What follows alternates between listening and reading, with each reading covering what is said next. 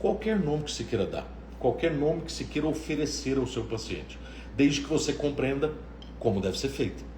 Qual é a morfologia, o tipo de placa ou dispositivo que você vai oferecer ao seu paciente.